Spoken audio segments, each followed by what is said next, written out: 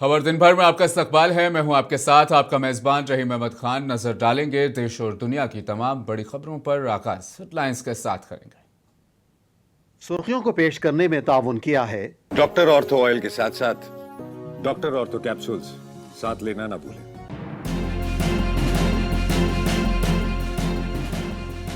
गरीबों से जुड़े फलाही स्कीमों को किया जा रहा है कमजोर। राहुल गांधी की मोदी हुकूमत की पॉलिसियों पर शदीद तनकीद।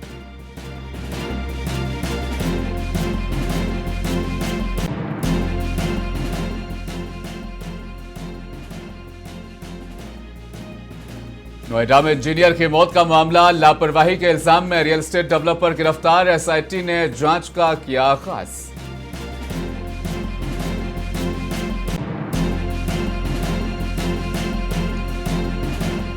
हिंदुस्तान और यूरोपीय यूनियन तारीखी तिजारती मुआहदे के हैं करीब। यूरोपीय कमीशन के सदर ने कहा 2 बिलियन अफराद की बनेगी मार्केट।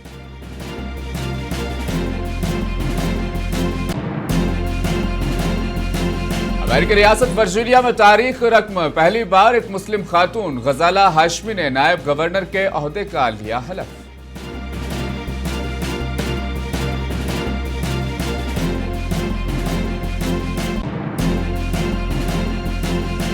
और आईसीसी के अल्टीमेटम के बावजूद बांग्लादेश T20 वर्ल्ड कप के लिए हिंदुस्तान आने को तैयार नहीं। कहा किसी दबाव के आगे नहीं झुकेंगे।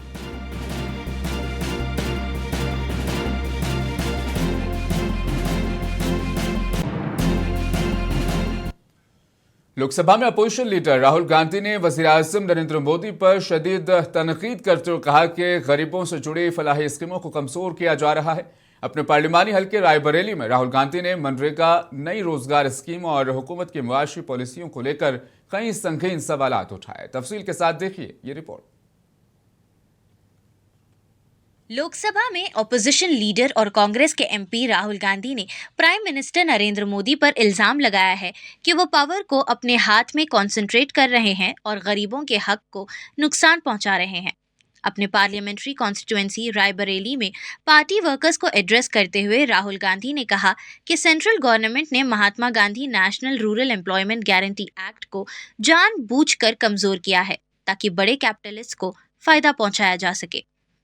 राहुल गांधी ने कहा कि सरकार ने सिर्फ मनरेगा का नाम बदलकर उसकी तौहीन ही नहीं की, बल्कि सबसे ज्यादा सीरियस बात यह है कि गरीब और हाशिए पर रहने वाले तबकों को मिलने वाली सोशल सिक्योरिटी की गारंटी वापस ले ली गई है। उनके मुताबिक ये डेमोक्रेसी की बुनियाद पर सीधा हमला है। उन्होंने इल्जाम लगाया कि प्राइम मिनिस्टर नरेंद्र मोदी पूरी पावर अपने कंट्रोल में लेना चाहते हैं और ऐसी पॉलिसीज ला रहे हैं जिससे गरीब और ज्यादा कमजोर हो रहे हैं। राहुल गांधी ने कहा कि कांग्रेस पार्टी पूरे देश में मनरेगा को बचाने के लिए आंदोलन चला रही है और मजदूरों के साथ खड़ी है। पार्टी मजदूरों के हक की हिफाजत के लिए पूरी तरह कमिटेड है। उन्होंने पीएम मोदी पर यह भी इल्जाम लगाया कि वो देश की दौलत कुछ गिने चुने बड़े इंडस्ट्रियलिस्ट, खासकर गौतम अडानी और मुकेश अंबानी के हाथों में देना चाहते हैं। राहुल गांधी के मुताबिक एक तरफ कांग्रेस अवाम के हितों की रक्षा कर रही है, जबकि दूसरी तरफ सरकार देश के रिसोर्सेस लिमिटेड तबके के हवाले कर रही है। कांग्रेस पार्टी पूरे देश में मनरेगा को बचाने का आंदोलन कर रही है और जो हमारे थर्ड ईयर ऑफ गवर्नमेंट है और जो मजदूरी करते हैं उनकी प्रोटेक्शन के लिए हम खड़े हैं। आइडिया देखिए, आइडिया को आप समझिए। नरेंद्र मोदी चाहते हैं देश का पूरा धन गौतम अडानी और अंबानी जी के हाथ कर दिया जाए। ये चल रहा है। एक तरफ हम जनता की रक्षा कर रहे हैं, जनता की सपोर्ट कर रहे हैं, दूसरी तरफ नरेंद्र मोदी जी देश का पूरा धन खींचकर अंबानी अडानी को दिलवा रहे हैं। काबिले जिक्र है कि 18 दिसंबर 2025 को पार्लियामेंट ने विकसित भारत रोजगार और आजीविका मिशन यानी वीबीजी रामजी बिल को मंजूरी दी थी, जो यूपीए दौर की मनरेगा स्कीम की जगह लेगा। ऑपोजिशन पार्टीज का इल्जाम है कि इस नए कानून के जरिए राज्यों पर एक्स्ट्रा फाइनेंशियल बर्डन डाला जा रहा है। ब्यूरो रिपोर्ट, मुंसिफ टीवी। मगरबी बंगाल में वोटर लिस्ट की नजरसानी को लेकर सियासी तनाज़ा शिद्दत इख्तियार कर गया है। टीएमसी ने इलेक्शन कमीशन के जारी एसआईआर अमल को सॉफ्टवेयर से हैकिंग उसमें दरअसल करार देते हुए उस पर संकीर्ण सवालात भी उठाए हैं। पार्टी ने इस पूरे अमल में शफाफियत बढ़ाने का मुतालबा किया और इलेक्शन कमीशन से हालिया मुलाकातों के तफसीलात मंजर आम पर लाने का भी मुतालबा किया। ये बयान सुप्रीम कोर्ट की अहम हिदायत के एक दिन बाद सामने आया है। SIR, what does SIR actually stand for? Software Intensive Rigging. So that's the purpose of this press conference, to tell you more about software intensive rigging. We have, the Election Commission is one of the great institutions of our country, which has kept democracy vibrant for over so many decades. But what has been happening now is a dismantling of this great institution. All we seek from the All India Trinamool Congress is transparency. That's it. We want transparency. We've said this 75 times before. Our chairperson has said it. Our National General Secretary has said it. We are for SIR, but we are for a transparent SIR. मगरबी बंगाल में voter list की खुसूसी नजरसानी को लेकर सियासी तनाज़ा मजीद गहरा हो गया है। टीएमसी ने वोटर लिस्ट की तैयारी के पूरे अमल में शफाफियत का मुतालबा करते हुए इलेक्शन कमीशन से हालिया मुलाकातों की तफसीलात मंजर आम पर लाने का मुतालबा भी किया। ये बयान सुप्रीम कोर्ट की एक अहम हिदायत के एक दिन बाद सामने आया है। सुप्रीम कोर्ट ने जो निर्देश दिया है, ये इसमें स्पष्ट है, ये दर्शाता है कि चुनाव आयोग एसआईआर प्रक्रिया को पारदर्शिता से नहीं कर रहे हैं। जिस तरह से उच्चतम न्यायालय ने निर्देश दिया है कि आपको ये जो लॉजिकल डिस्क्रिपेंसी का जो लिस्ट है, इसको आपको पब्लिश करना होगा और जो व्यक्ति जिनका नाम ये लॉजिकल डिस्क्रिपेंसी लिस्ट में है, उनको आपको मौका देना पड़ेगा कि वो आकर के अपने डॉक्यूमेंट्स दिखाएं, अपने कागज पत्र दिखाएं और वो BLA से भी हेल्प ले सकते हैं। मगरबी बंगाल में वोटर लिस्ट की खुसूसी नजरसानी को लेकर सियासी माहौल मजीद कशीदा होता जा रहा है। टीएमसी के रहनुमा सिद्दीकुल्लाह चौधरी ने इलेक्शन कमीशन से मुलाकात के बाद मीडिया से बात करते हुए दावा किया कि किसी भी शहरी का नाम वोटर लिस्ट से काटने का इख्तियार ना तो पार्टी के पास है और ना ही इलेक्शन हुक्काम ऐसा कर रहे हैं। उन्होंने कहा कि इस अमल में ना हिंदुओं को निशाना बनाया जा रहा है और न मुसलमानों को। ताहम नोटिस मिलने के बाद अवाम में खौफ और बेचैनी जरूर पाई जा रही है। 40% नाम माइनॉरिटी को नोटिस आया है। 90 से 95 लाख 90 से 95 लाख ये नोटिस के शिकार में है। अब हम जरूर कहेंगे इसमें किसी धर्म को, मजहब को ना देखा जाए। सीओ को कहना है कि हमारा काम नहीं है और उन्होंने बताया कि किसी भी मुसलमान हो, कुछ हो, हमारा हक नहीं, हमको हमारी इच्छा तो अलग है। कॉन्स्टिट्यूशन से जो राइट दिया है इलेक्शन के बारे में, हम किसी को नाम काट नहीं सकते, ये उन्होंने बताया। एसआईआर की समाअत के दौरान मुबैना तौर पर हिरासत किए जाने के खिलाफ कांग्रेस ने कोलकाता में एहतजाज किया। इलेक्शन कमीशन के दफ्तर के बाहर हुए इस एहतजाज के दौरान मुजाहिरीन और पुलिस के बीच झड़पें भी हुई। मगरबी बंगाल के मुख्तलिफ अजला में मंगल को इंतखाबी फहरिस्तों की खुसूसी नजरसानी की समाअत के मराकज में तोड़ फोड़ और मश्क के खिलाफ सड़कों पर रुकावटें खड़ी करने के वाकयात जारी रहे।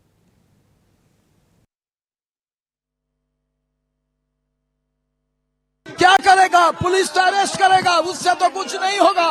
फिर आएंगे, पुलिस कितना दिन अरेस्ट करके रखेगा, फिर हम लोग आएंगे। इलेक्शन कमीशन भाग गया है, इलेक्शन कमीशन भाग गया है और हम लोग चाहते हैं इमीडिएटली सुनानी बंद हो। हियरिंग का नाम पर जो हैरानी हो रहा है उसको बंद करना चाहिए, ऑल पार्टी मीटिंग बुलाना चाहिए और डिसाइड। नितिन नबीन ने वज़ीर-ए-आज़म नरेंद्र मोदी की मौजूदगी में बीजेपी के नए कौमी सदर के तौर पर बाज़ाब्ता तौर पर चार्ज संभाल लिया है। इस दौरान पीएम मोदी ने कहा कि पार्टी के मामलात में नितिन नबीन उनके बॉस होंगे। पीएम मोदी के रिमार्क्स ने पार्टी के नए सदर की सरबराही में बीजेपी की तंजीम और खुद वज़ीर-ए-आज़म की सरबराही में हुकूमत की अलाहिदगी पर जोर देने की कोशिश की। इस मौके पर बीजेपी के नवमुंतखब सदर नितिन नवीन ने बीजेपी को महज एक सियासी तंजीम के बजाय एक तहरीक के तौर पर बयान किया। उन्होंने कहा, तंजीम महज एक निज़ाम नहीं बल्कि एक मुकद्दस रिवायत है।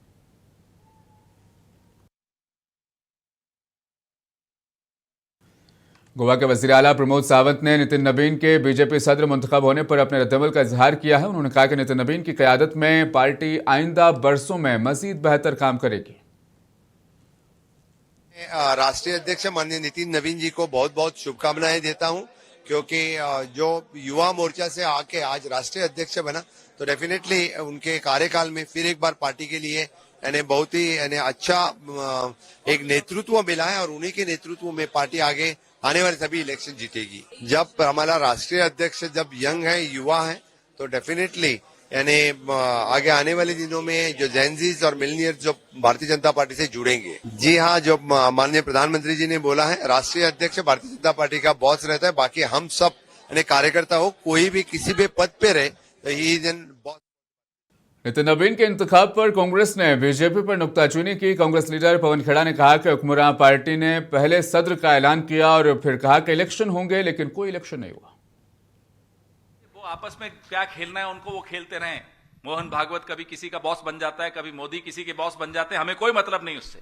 संतों के आंसू गिर रहे हैं आज, और ये बॉस बॉस खेल रहे हैं।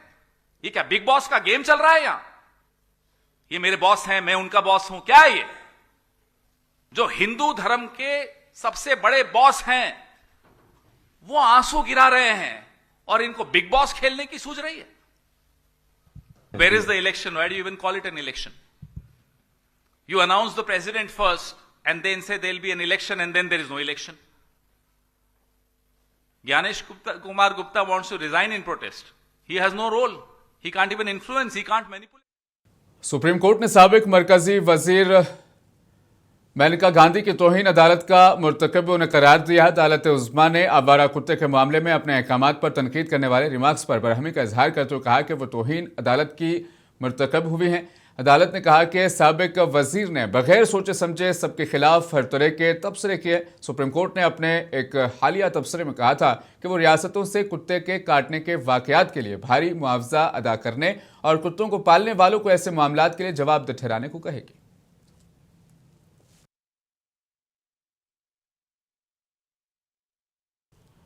तमिलनाडु असेंबली में मंगल को वजीर आर.एन. रवि ने असेंबली से वॉकआउट पर शदीद सियासी हंगामा खड़ा किया। वजीर आला एम.के. स्टालिन ने गवर्नर के इस इक़दाम के खिलाफ असेंबली में करारदाद मंजूर कराई और ऐलान किया कि डीएमके के आइन में तरमीम की कोशिश वो करेंगे ताकि रियासती असेंबली के आगाज पर गवर्नर के खुतबे की लाजमी शर्त को खत्म किया जा सके। இதே பேரவையில் நான் ஆற்றிய உரையின் ஒரு பகுதியை நான் இங்கே நினைவு கூற விரும்புகிறேன். ஆட்டுக்கு தாடியும் नोएडा में सॉफ्टवेयर इंजीनियर युवराज मेहता की मौत के सिलसिले में पुलिस ने एक रियल एस्टेट डेवलपर को फिलहाल गिरफ्तार किया। मेहता की कार नोएडा के सेक्टर 150 में एक तामीराती मुकाम पर गहरे गड्ढे में जा गिरी थी। Additional commissioner of police greater Noida Hemant Upadhyay ने कहा कि इस जोन में एक एहलकार को इस मामले में अब गिरफ्तार किया गया। पुलिस ने मुतासिरा के वालिद राजकुमार मेहता की शिकायत पर रियल एस्टेट डेवलपर्स के खिलाफ एफआईआर दर्ज की है, जिन्होंने मुकामी हुक्काम की तरफ से लापरवाही का इल्जाम लगाया है और जवाबदेही का मुतालबा किया है। नोएडा के वरिष्ठतम अधिकारी सीईओ को हटा दिया गया है, यहाँ से जूनियर इंजीनियर को सस्पेंड कर दिया गया है, जो बिल्डर है उसे गिरफ्तार कर लिया गया है, एसआईटी बना दी गई है। एसआईटी की वजह मेरी भी बात हुई है, एसआईटी से मेरी भी बात हुई है और उन्हें भी विश्वास दिलाया गया कि एसआईटी पूरी तरह पारदर्शिता से जांच करेगी, जिसकी भी। असम के कोकराझार जिले में बोडो आदिवासी बिरादरियों के दरमियान झड़पें हुई, जिससे रेड एक्शन फोर्स की तैनाती और मोबाइल इंटरनेट खिदमात को आरजी तौर पर मुअत्तल कर दिया गया। तशद्दुद पीर की रात देर गए एक वाक़े के बाद हुआ, जब 3 बोडो को लेकर जाने वाली एक गाड़ी ने मुबैना तौर पर आदिवासी अफराद को टक्कर मारी। तीनों मकीनों पर करीबी गांव वालों ने मुबैना तौर पर हमला किया, गाड़ी को आग लगा दी गई और इस वाक़े में एक शख्स भी हलाक हुआ। मंगल को कशीदगी बढ़ गई जब दोनों बिरादरियों के अरकान ने चौकी के करीब कौमी शाहराह को ब्लॉक कर दिया, टायर जलाए गए और चंद घरों को भी आग के हवाले कर दिया गया। हुक्काम ने बताया कि एक सरकारी दफ्तर को भी नजर आतिश किया गया।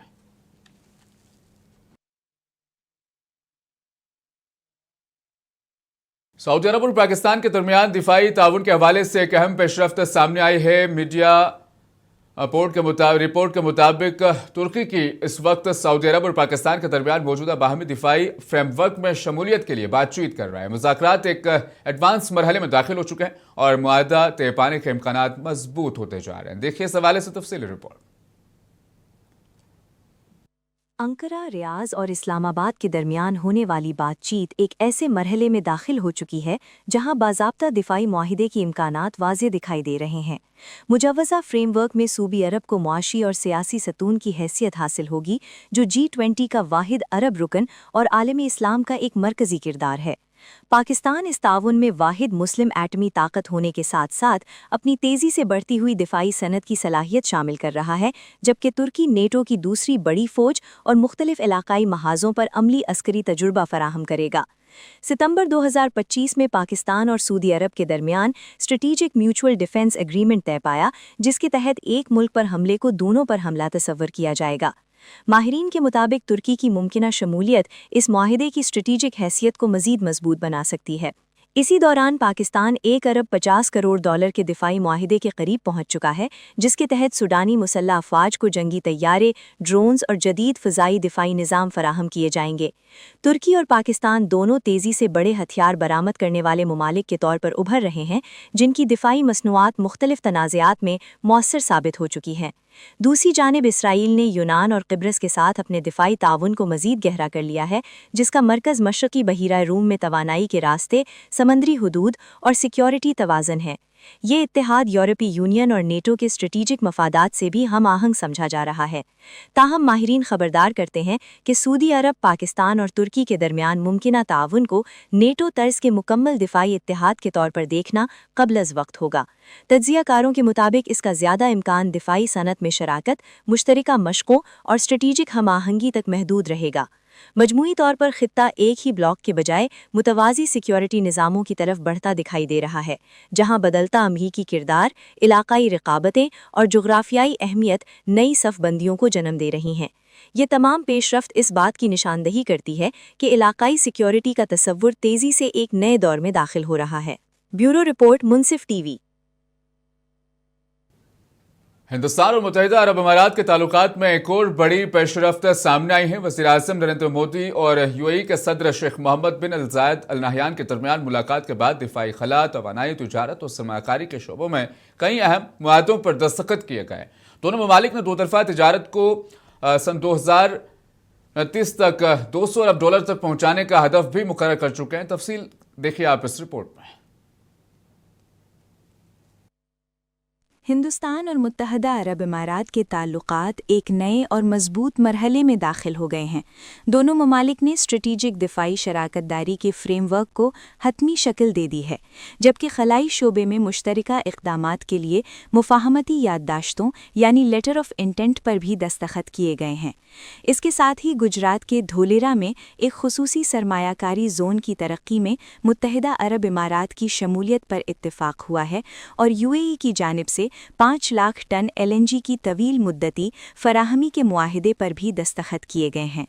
दोनों ममालिक ने दो तरफा तजारत को सन 2032 तक दुगना करके 200 अरब डॉलर तक पहुंचाने का हदफ मुकर्रर किया है। दोनों रहनुमाओं ने गुज़िश्ता 2 बरसों में अबू धाबी और दुबई के वली अहदों के हिंदुस्तानी दौरों का खैर मकदम करते हुए कहा कि ये दौरे हिंदुस्तान और यूएई के ताल्लुकात में तसलसल और एतमाद की अलामत हैं। जामिया इक्तिसादी शराकतदारी मुआहिदा के बाद दोनों ममालिक के दरमियान तिजारत में तेज़ रफ्तार इजाफा देखने में आया है। माली साल 2024-25 में दो तरफा तिजारत 100 अरब डॉलर तक पहुंच चुकी है और अब इसे आइंदा बरसों में 200 अरब डॉलर तक ले जाने का अज़्म ज़ाहिर किया गया है। दोनों ममालिक ने माइक्रो, छोटे और दरमियाने दर्जे के कारोबारों को जोड़ने, Bharat mart, virtual trade corridor और हिंद अफ्रीका सेतु जैसे इक़दामात के फौरी निफाज और सरमायाकारी के बहाव को मज़ीद मजबूत बनाने पर जोर दिया है। इसके अलावा खुराक की सलामती, पायदार ज़राअत, खलाई साइंस, जदीद टेक्नोलॉजी और तालीम के शोबों में ताउन को मज़ीद गहरा करने पर इत्तिफाक हुआ है। वज़ीर-ए-आज़म नरेंद्र मोदी और यूएई के सदर शेख मोहम्मद बिन जायद अल नहयान के दरमियान पीर को होने वाली मुलाकात के बाद खारजा सेक्रेटरी विक्रम मिस्री ने बताया कि तमाम मुआहिदों पर दोनों रहनुमाओं की मौजूदगी में दस्तखत किए गए। इनके मुताबिक शेख मोहम्मद बिन जायद का 3 घंटे का दौरा निहायत बामकसद रहा, जिसने दोनों ममालिक के ताल्लुकात के मुस्तकबिल की सिमत तय की। दिफा और सलामती के शोबे में दोनों ममालिक ने दहशतगर्दी की तमाम शक्लों बशमूल सरहद पार दहशतगर्दी की गैर मुबहम मजम्मत करते हुए FATF के फ्रेमवर्क के तहत ताउन जारी रखने के अज़्म का इआदा किया है। हिंदुस्तान और मुत्तहिदा अरब इमारात के दरमियान ये मुआहदे न सिर्फ दो तरफ़ा ताल्लुकात को नई बुलंदियों तक ले जाने की सलाहियत रखते हैं, बल्कि खित्ते में इस्तेहकाम, सलामती और इक़्तिसादी तरक्की के लिए भी अहम समझे जा रहे हैं। ब्यूरो रिपोर्ट, मुनसिफ टीवी। यूरोपीय कमीशन की सदर वॉन डेर लेयन ने मंगल को कहा कि हिंदुस्तान और यूरोपीय यूनियन एक तारीखी तिजारती मुआहदे के किनारे पर हैं जो 2 बिलियन लोगों पर मुश्तमिल एक मार्केट बनाएगा, जो कि आलमी GDP तकरीबन 1/4 हिस्सा इसका होगा। यूरोपीय काउंसिल के सदर और इनके लोगों ने भी कहा 25 से 27 जनवरी तक हिंदुस्तान में योम जमहूरिया की तकरीब में बतौर मेहमान खुसूसी वहाँ के सदर शिरकत भी करेंगे और वज़ीर-ए-आज़म नरेंद्र मोदी के साथ मुलाकात भी करेंगे। And right after Davos, the next weekend, I will travel to India. There's still work to do, but we are on the cusp of a historic trade agreement. Indeed, some call it the mother of all deals. One that would create a market of 2 billion people, accounting for almost a quarter of global GDP. And crucially, that would provide a first-mover advantage for Europe with one of the world's fastest-growing and most dynamic continents.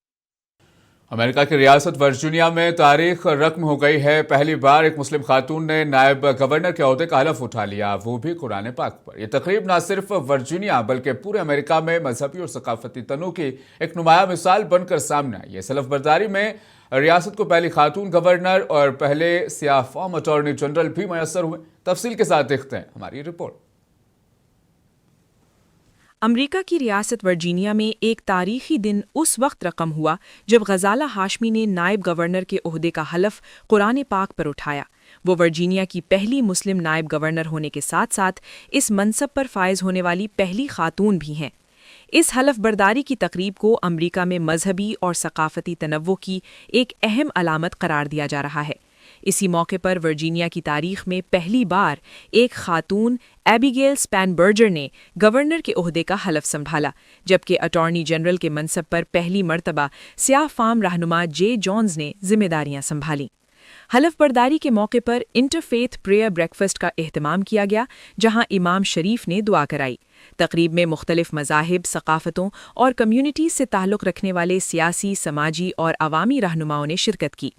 शुरका में senator Saddam Azlan Salim, senator Kanan और दीगर नुमाया शख्सियात शामिल थीं। इस मौके पर Adams scouting America और गर्ल्स स्काउट्स की जानिब से एक खुसूसी परेड भी निकाली गई, जिसकी क़ियादत रिजवान जाका, एहसनुल्लाह, बेथनी रशीद और दीगर ने की। तकरीब से खिताब करते हुए रिजवान जाका जो उम्मीद जाहिर की कि नई क़ियादत के तहत वर्जीनिया में इत्तेहाद, शमूलियत और तनव्वुर को मज़ीद फ़रोग़ मिलेगा, जबकि गवर्नर के एशियन अमेरिकन एडवाइजरी बोर्ड के चेयरमैन मंसूर कुरैशी ने कहा कि नई क़ियादत बिला इम्तियाज़ तमाम शहरियों, बिलखुसूस जुनूबी एशियाई कम्यूनिटी की खिदमत करेगी। ये तारीखी हलफ बरदारी न सिर्फ सियासी क़ियादत में तब्दीली की अलामत है, बल्कि अमरीका में बढ़ते हुए तनव्वुर, शमूलियत और नुमाइंदगी की एक मजबूत तस्वीर भी पेश करती है। ब्यूरो रिपोर्ट, मुनसिफ टीवी। ICC के अल्टीमेटम के बावजूद बांग्लादेश T20 वर्ल्ड कप के लिए हिंदुस्तान आने को तैयार नहीं है। बांग्लादेश हुकूमत के खेलों के मशीर आसिफ नसरुल ने मंगल को इस बात का इरादा किया कि बांग्लादेश की कौमी टीम किसी भी शर्त के तहत T20 वर्ल्ड कप के लिए भारत का सफर नहीं करेगी। अगर बांग्लादेश 20 टीमों के टूर्नामेंट के लिए हिंदुस्तान का सफर न करने पर अटल रहता है तो इम्कान है कि स्कॉटलैंड मौजूदा रैंकिंग के मुताबिक बांग्लादेश की जगह लेगी। नजरुल ने कहा कि उन्हें इस बात का इल्म नहीं है कि स्कॉटलैंड को हमारी जगह शामिल किया जाएगा। अगर आईसीसी बीसीसीआई के दबाव के सामने झुकती है और गैर माकूल शराइत लगाकर हम पर दबाव डालने की कोशिश करती है तो हम उन शराइत को कबूल नहीं करेंगे।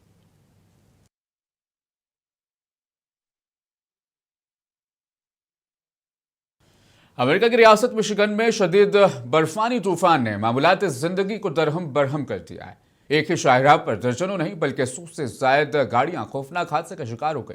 तेज हवाओं और शदीद बर्फबारी के बायस मोटरवे मैदान जंग का मंजर नजर आ रहा है। अब देखिए इस हवाले से हमारी इस तफसीली रिपोर्ट को। मुझे दीजिए इजाजत, बने रहें मुनसिफ टीवी के साथ।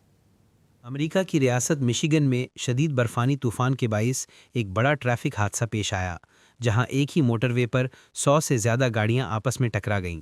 इनमें कम से कम 30 भारी ट्रक भी शामिल थे जो फिसलकर जैक नाइफ की हालत में सड़क पर उलट गए। हादसा इतना शदीद था कि इंटरस्टेट 196 को दोनों अतराफ से मुकम्मल तौर पर बंद करना पड़ा। हर जानिब उल्टी हुई गाड़ियां, तबाहशुदा ट्रक और बर्फ़ से ढकी सड़कें नजर आईं।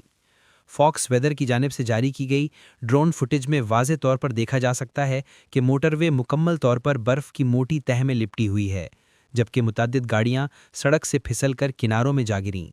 हुक्काम के मुताबिक हादसे के वक्त इलाके में 40 मील फी घंटा की रफ्तार से तेज़ हवाएं चल रही थीं, जबकि 1 फुट से ज़ायद बर्फ़ जमा हो चुकी थी, जिसके बायस हद निगाह इंतहाई कम हो गई। मिशिगन स्टेट पुलिस के मुताबिक हादसे में मुतअद्दिद अफराद जख्मी हुए हैं, ताहम खुशकिस्मती से किसी जानी नुकसान की इत्तला नहीं मिली। पुलिस ने रेस्क्यू और सफाई का काम शुरू कर दिया है, ताहम गाड़ियों को हटाने और सड़क बहाल करने में कई घंटे लग सकते हैं। मुसलसल बर्फबारी के बायस शाहराह पर फंसे मुसाफिरों को बसों के जरिए करीबी हाई स्कूल मुंतकिल किया गया, जहां उनके लिए आर्जी पनाह और बुनियादी सहूलियात फराहम की गईं। इधर अमेरिका के वसी इलाकों में सर्दी की शदीद लहर जारी है। गैर मामूली तौर पर फ्लोरिडा के पैन हैंडल तक बर्फबारी रिकॉर्ड की गई, जहां शहरी रात भर जागकर बर्फ के नायाब मनाजिर देखते रहे। नेशनल वेदर सर्विस ने शुमाली मिनेसोटा से लेकर विस्कॉन्सिन, इंडियाना, ओहायो, पेंसिल्वेनिया और न्यूयॉर्क तक शदीद सर्दी और बर्फानी तूफ़ानों की वार्निंग जारी कर दी है, जबकि आइंदा दिनों में मौसम मज़ीद ख़राब होने का ख़दशा ज़ाहिर किया जा रहा है। ब्यूरो रिपोर्ट, मुनसिफ टीवी।